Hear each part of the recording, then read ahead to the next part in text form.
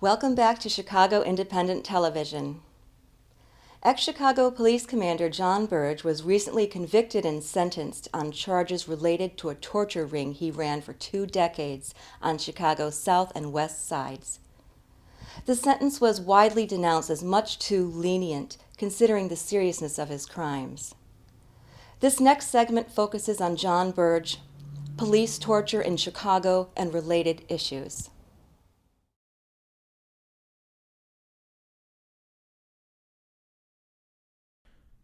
Former Chicago Police Commander Jon Burge was sentenced in January to 4.5 years of prison for lying that he had no knowledge of torture in the Chicago Police Department, despite his involvement in torturing African Americans and Latinos since the 1970s.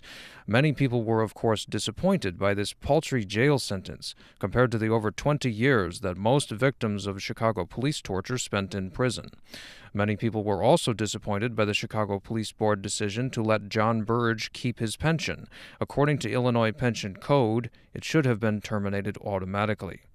But these decisions weren't too much of a surprise, because we can't rely on a broken justice system to fix itself. Wait a minute. The justice system is broken? It is, according to those on the front lines of the push for justice in the police torture scandal. There are several problems that need to be addressed, but in this segment we address one of them, the connection between police torture and the death penalty. We give police so much power and they abuse it. And I hate to say, police in general, because there are good cops around. There are good cops around. But when we have individuals like Jon Burge and Detective O'Brien and these individuals that were officers and torturing people, and some of these people are innocent people. Some of these people are innocent people. But the problem we're having now is that if Burge goes to prison, that cannot be the end of it, because there are still men languishing in prison that he tortured. So it cannot absolutely be the door closing on this. We have to see it as the door being pushed open a crack. And how can we open it further to win justice, shed light on this thing that's too far, for too long, has been hidden in the dark? Even though Burge has been convicted and sentenced, that's apparently only the beginning of the corruption within the Chicago Police Department and city government. For example, there are, by some estimates, up to 30 officers who haven't been indicted yet for their role in police torture. And one current subject this should open the door on is whether to keep the death penalty. Activists held a rally on February 15th. We thank you for attending today. A very important demonstration to urge Governor Quinn to sign the abolition legislation. Sign it now. Senate Bill 3539. I went with a group of people to visit death row, and I just walked up and down with my notebook and talked to prisoners right at their cell. So there was just the bars and me looking in. And I know I was on death row with the monsters, but to be honest, I've met some of the kindest, most gentlest people standing there and talking to these men for hours every 2 months. And that's when I met some people that had been tortured by Jon Burge, namely Aaron Patterson. I met Madison Hobley, and I met Stanley Howard, Ronnie Kitchen. All of these people had been tortured by Burge, and many of them had signed false confessions. These confessions were largely the main evidence that was used against them in the court, which sent them to death row. Some state's attorneys, 2 of them, I can't say who they were, I can't mention their names, but called OPS, the first one, and told them not to investigate his claims of torture. Wow.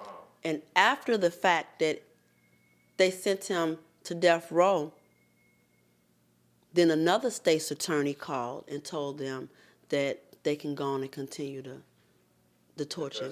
Yes. Oh my gosh. So I was saying to myself, okay, this man spent 17 years on death row. Wonder if it didn't last for 17 years. Wonder if they decided while he was on death row for 1 or 2 years and killed him. And then all of a sudden they find out, well, no, he wasn't the person that killed that man. What do we want? What do we want? What do we want? Mr. Doc Walls. Two politicians also attended the rally. Candidate for mayor Bill Doc Walls and alderman of the 1st Ward, Joe Moreno, spoke in favor of abolishing the death penalty. A lot of things need to be changed, including what's happening here in Illinois. But I'm glad what happened here in Illinois is somewhat changing these politicians' minds from being tough on crime to now they all want to be reformers. So since they all want to be reformers, let's see them fight over each other to try to reform this damn broken system that they all know is broken. From what I understand about racism and the police department, it goes back to slavery. It goes back to the slave catchers who would pursue people that escaped from plantations. It goes back to right after Reconstruction, right after the Emancipation Proclamation, when blacks were moving and migrating to areas, trying to establish their own communities and things like that.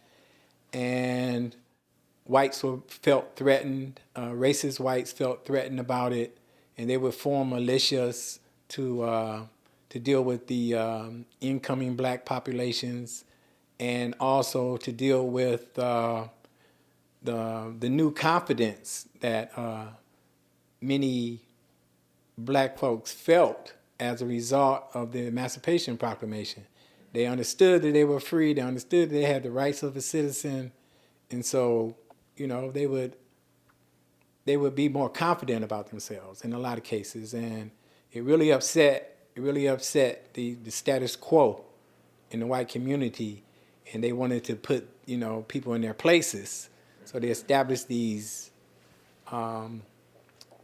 militias, which all became police departments, basically. Of Burge, it's over, you know, or we'll find something else and we'll get rid of that and that's over. But it's not over, because the system itself is so corrupt it automatically generates these issues and these problems. Until we really change the basic premises of the criminal justice system and face the reality that it's fundamentally based on racism, on white supremacy, we're not going to ever overcome this. It's just going to be one form after another of the same old, over and over again.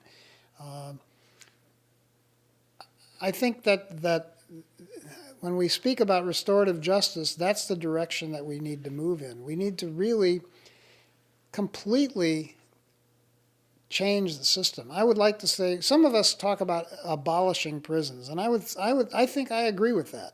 I think we should abolish prisons certainly as we know them today, which are just places to keep people, you know, behind bars with no chance for rehabilitation or improvement or change.